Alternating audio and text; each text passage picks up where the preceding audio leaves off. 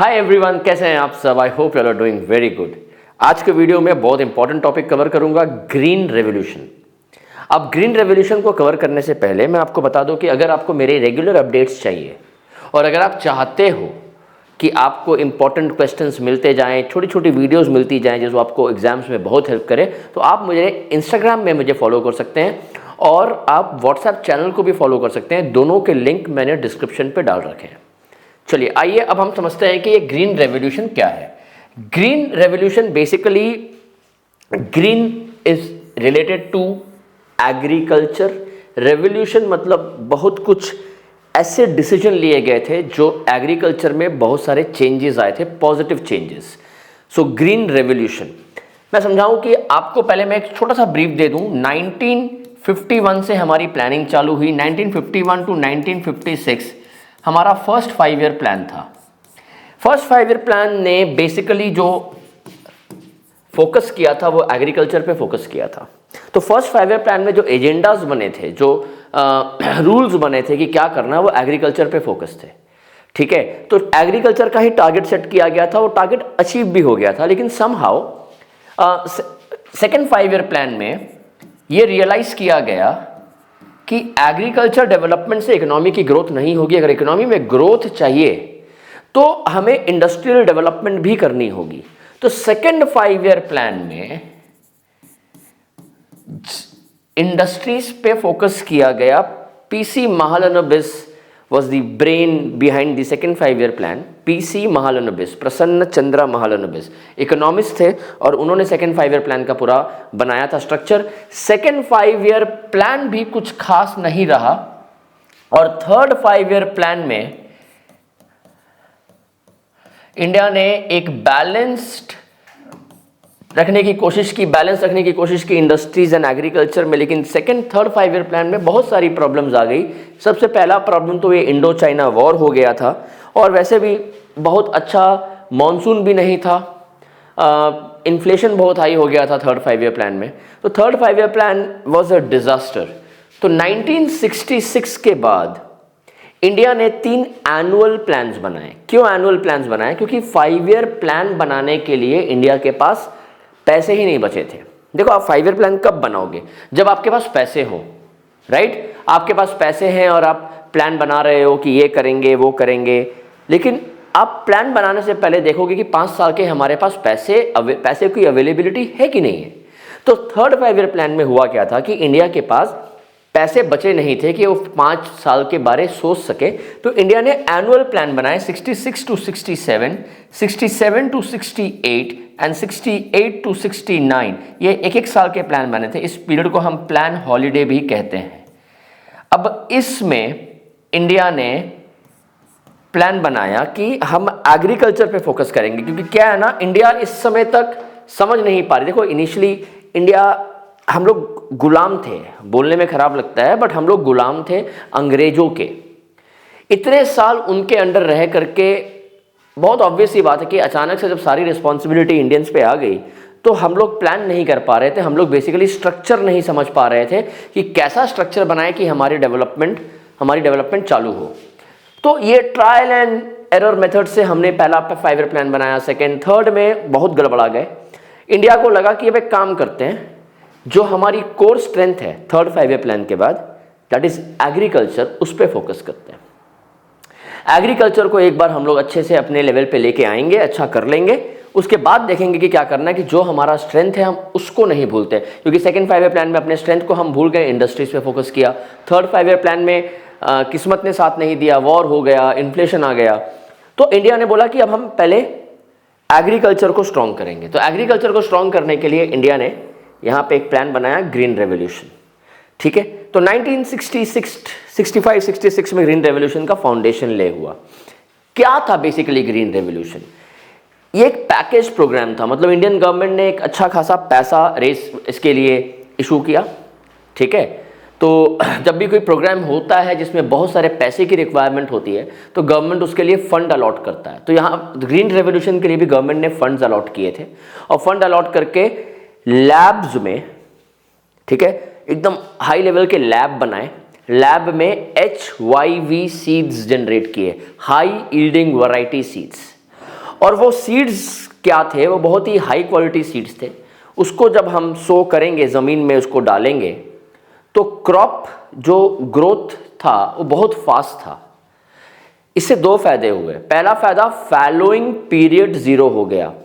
फैलोइंग period क्या होता है, जब एक बार क्रॉप हार्वेस्ट हो, फसल कटती है ना, उसके बाद नई फसल उगाने से पहले उस लैंड को हम खोदते हैं, मतलब टिलिंग द लैंड, है ना, वो प्लाउइंग द लैंड, है ना, उसको हम लोग खोद के मिट्टी को वापस फर्टाइल करते हैं। ये करीब 1 महीने 40 दिन 50 दिन का प्रोसेस होता है। जब मिट्टी से मिट्टी को खोद के लैंड को फर्टाइल करते हैं, तब उसमें नई क्रॉप हम लोग नई सीड डालते हैं। तो ये जो 40-50 दिन का पीरियड है जिसमें हम लोग कुछ नहीं करते, बस लैंड को वापस फर्टाइल करते हैं, फर्टिलिटी वापस लेके आते हैं, उसको फैलोइंग बोलते हैं।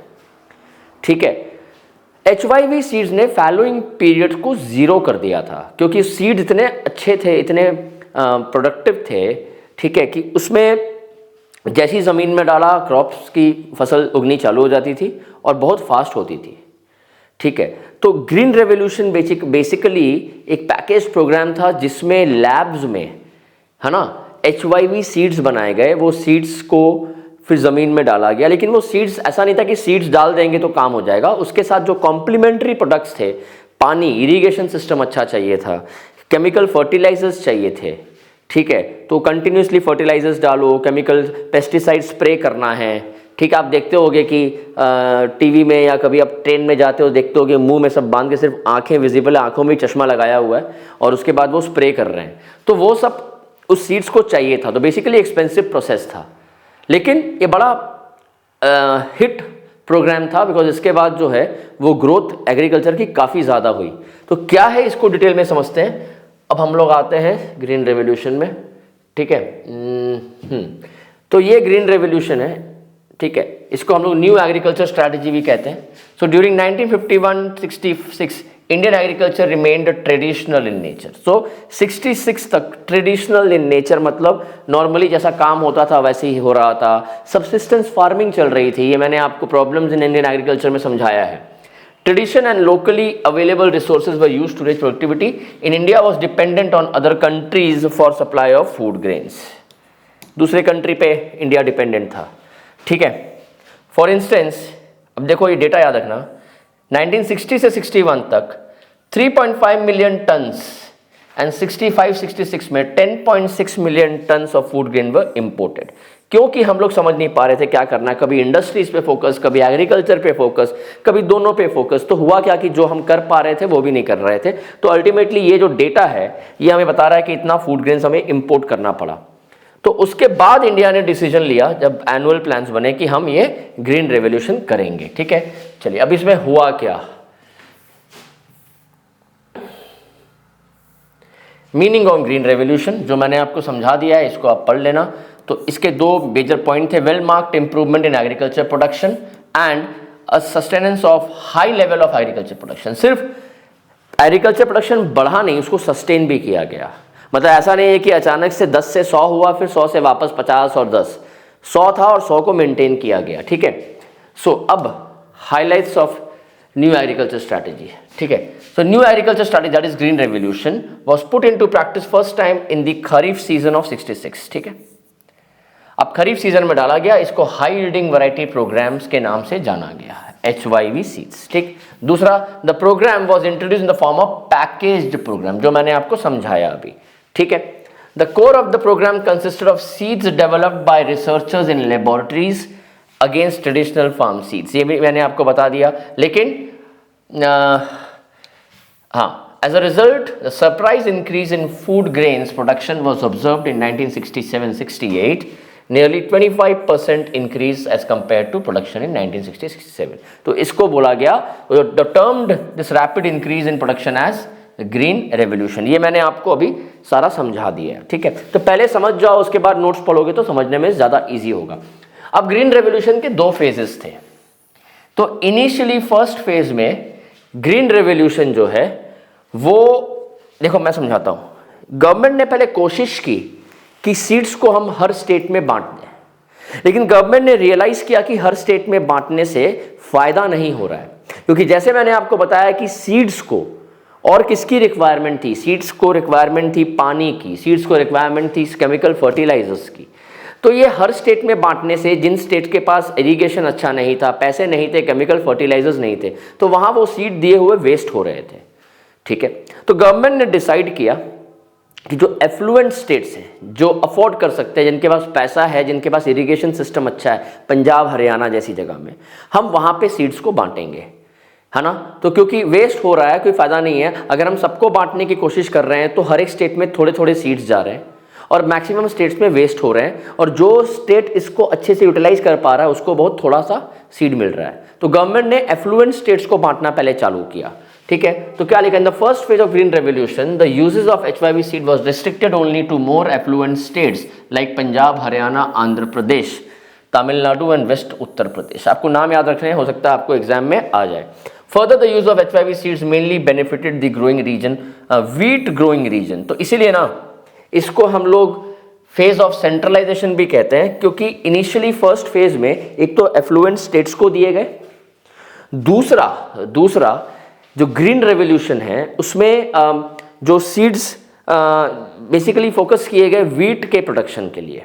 व्हीट तो इनिशियल ईयर्स व्हीट के प्रोडक्शन के लिए ही फोकस किया गया, इसीलिए इसको कहते हैं the phase of centralisation. Centralisation मतलब किसी एक चीज, एक जगह को फोकस करना, तो हम लोग इसको व्हीट पे फोकस किया, इसलिए इसको फेज ऑफ सेंट्रलाइजेशन कहा गया। ठीक है, as it was centralised on wheat crop, this phase of green revolution is also called wheat revolution, क्योंकि व्हीट पे फोकस किया। First phase of green revolution को हम व्हीट रेवोल्यूशन भी कहते हैं, बहुत इंपॉर्टेंट है ये। सेकेंड फेज में जब मिड 60, तो 66 से आप समझ लो कि 75 तक व्हीट पे फोकस किया गया।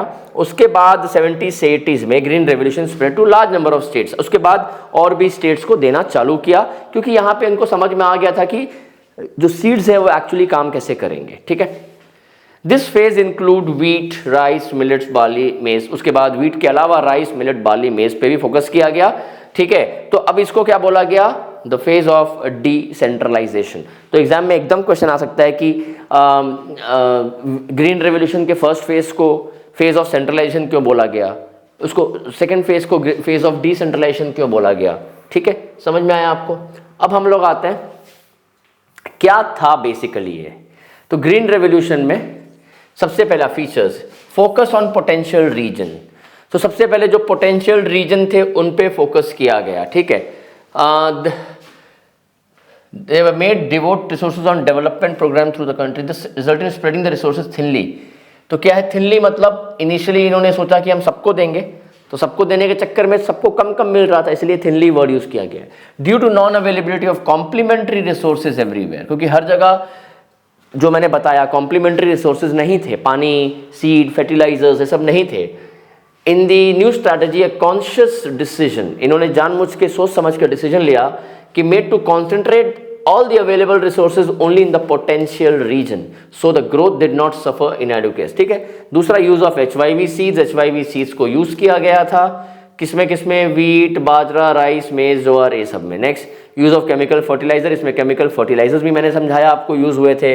Insecticides and pesticide for crop protection, crop जब इतनी स्पीड से उड़ रहे हैं तो उनको कीड़ों मकोड़ों से बचाना था, जो इंसेक्ट छोटे छोटे जो कीड़े खाते हैं तो उन पे स्प्रे करना बहुत ज़रूरी था।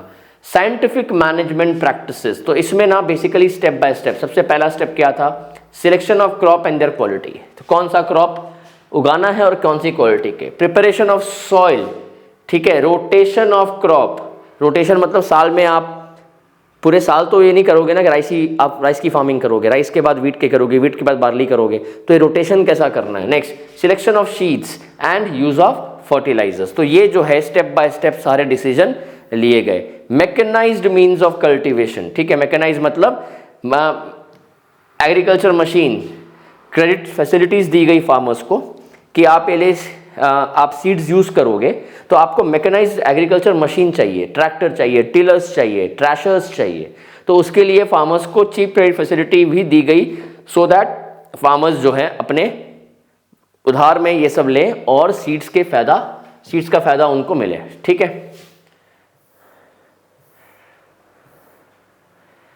एक्टिव रोल ऑफ स्टेट, अब जो एक्टिव रोल ऑफ स्टेट्स है इसमें आपको ये सारे पढ़ने हैं, ये नाम आपको सारे याद होने चाहिए, इसका आप स्क्रीनशॉट ले लो और स्क्रीनशॉट लेकर के इसको आप, ये सारे नाम आपको याद होने चाहिए कि किसने क्या किया। ये लिखा है, इसमें समझाने की कोई ज़रूरत नहीं है ना, एक एक लाइन में लिखा हुआ है, इसका आप स्क्रीनशॉट ले लो, ये आपको पढ़ना पड़ेगा। तो ये जो है ये आपका ग्रीन रेवोल्यूशन है। ये मैंने आपको एक कंप्रेस करके समझाने की कोशिश की है। अगर आपको समझ में आया है तो प्लीज़ इस वीडियो को आगे फॉरवर्ड करो, so that we both can grow together. Thank you so much, take good care of your health, bye bye.